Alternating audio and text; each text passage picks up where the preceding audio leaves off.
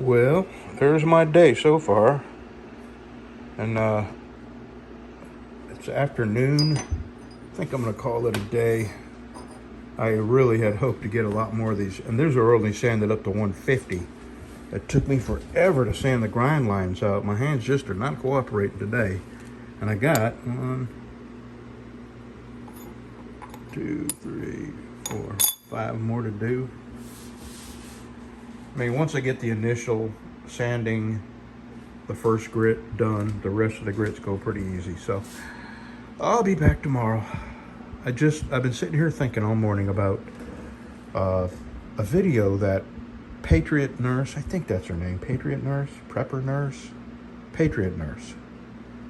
She put up a video basically blaming baby boomers for all the ills of the world, and kind of mad that baby boomers had homes that they owned. And she was talking about intergenerational warfare, like people who are young are going to come fight us old people, us boomers, and she specifically mentioned boomers, for the things that we've managed to accrue in our lives. And I've never heard her talk like this. And just been sitting here thinking about all the hardships I've endured, all the hard work. And when I say hard work, I'm saying there were times in my life when I had 3 jobs, a full-time job and 2 part-time jobs. And nowadays you can hardly get a young man, to leave his house, leave the air conditioning. You couldn't get somebody 18, 17, 16 to come outside and help me cut up and pick up this wood here. I'm not even going to try because they don't exist, and I have tried earlier hiring young people, and they're freaking worthless. They couldn't even work as hard as an old man with a lot of medical problems, or a 68-year-old lady. They couldn't even keep up with us. So we're not even going to try. When it comes time to pick this up, we're just going to, like Dave Ramsey says, how do you eat an elephant? One bite at a time. We're just going to get in there, wade in, and just start whittling away at it. But we got to wait till they lift the burn ban, because we can't do anything but burn this stuff up. And we have a burn ban on right now.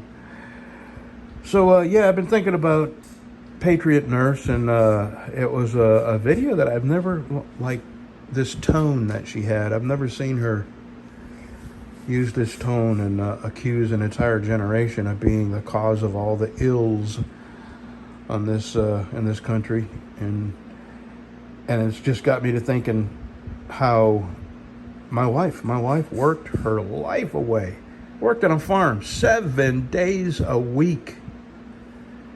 How many people would do that today? 7 days a week, no breaks. She would be there at 4 a.m, feed the animals.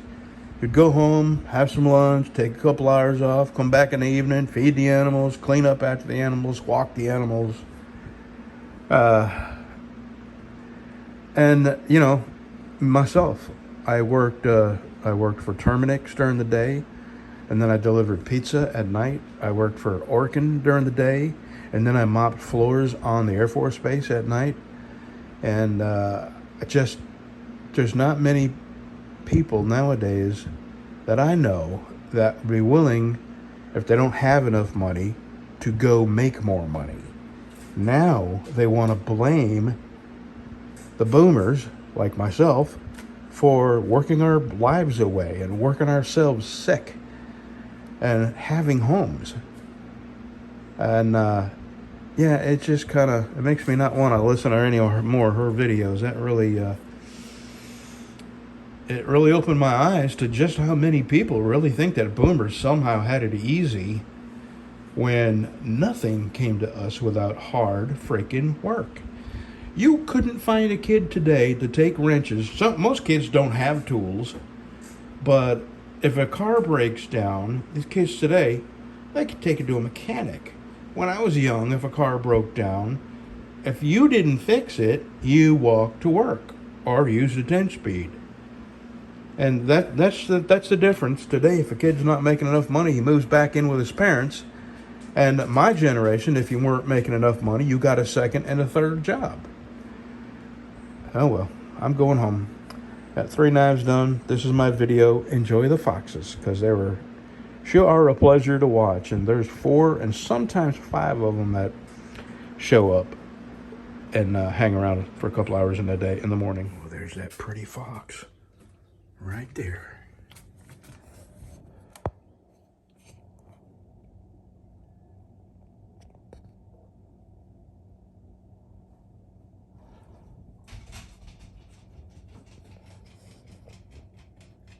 Breezy, don't come over here. And foxes are not afraid of you.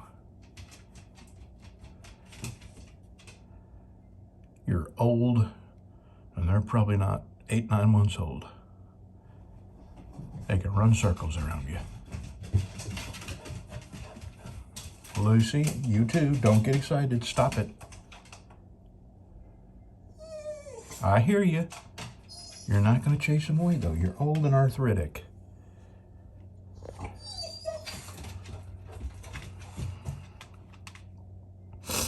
Oh, what a pretty animal. And I can't forget that it was a fox that killed Blind Mary, the chicken.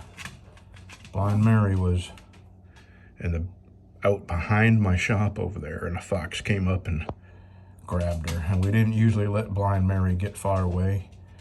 And we had 2 other chickens and a duck that would go after Blind Mary and herd her back, to the group. But they didn't that time, and we let Blind Mary get a little far away, and a fox come out and snatched her up. So I ain't forgot about it.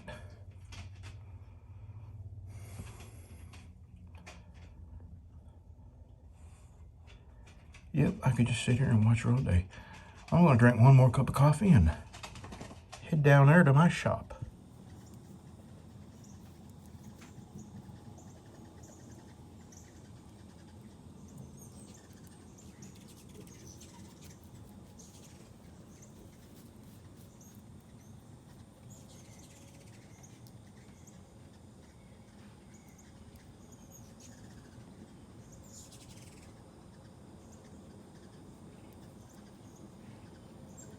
God, you're still so skinny.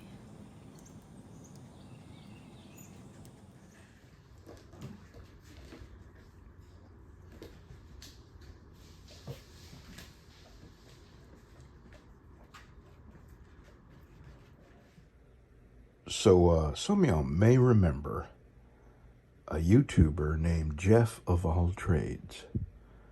And he goes by Jeff Bacon.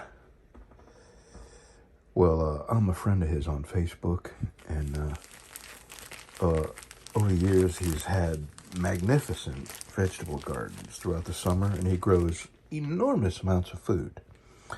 Jalapenos and tomatoes especially. Well, over this past summer, he would show his harvest, and I would write little funny poems about his harvest. The amount, or the jalapenos make your snot run and your eyes leak.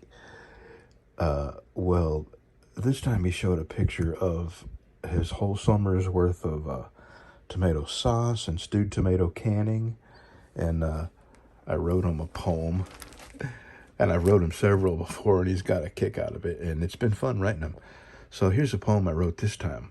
It was yesterday, actually. And his Facebook page is Jeff Bacon Judkins, Judkins. And his YouTube channel name, which I don't think exists anymore, was Jeff of All Trades. Okay, here's the poem. There once was an old guy named Jeff. To the cries of his friends, he was deaf. They warned him profusely, don't stack your jars loosely. If there's a quake, you'll be a tomato floor chef. But Jeff wouldn't listen. His jars of red glistened as he stacked them all summer long. He canned what he grew, and he grew what he canned, for he knew he would prove them all wrong. And then that day came. He blasphemed the Lord's name, while the ground shook 'neath his feet. The jars all came crashing. His teeth, they were gnashing. His face was white as a sheet. The floor was replete with the tender red meat of the summer's toil and sweat. He said with a cry, fist raised to the sky, next year I'll buy ragu, and on that you can bet. And he thought it was funny. And I wrote that poem in all of 90 seconds, maybe 2, 3, 4 minutes, But sometimes I struggle. I have a poem here. I have 2 poems here I've been struggling with for about a year. And I get a little frustrated. I just park them and I go back and I rewrite and erase and rewrite and juggle words and juggle verses. And sometimes I just give up because it's not coming together. And then sometimes a poem like this will just fall out of my head without even thinking about it. I don't get how it works. Okay, let me show you my Muddy Girl camo. I'm not real happy with it. There's way too much black in it. So I'm probably going to cut this section out for the David wants a neck knife for a husband and wife or a man and girlfriend. I'm not sure if they're married, but I know who they are. And he just wants to make them knives. They have a motorcycle get together in Florida, and he's going to go to it, and those are some gifts he's going to bring to him. So anyway, that's it for me. Oh, let me make sure I get everything done today. Yep.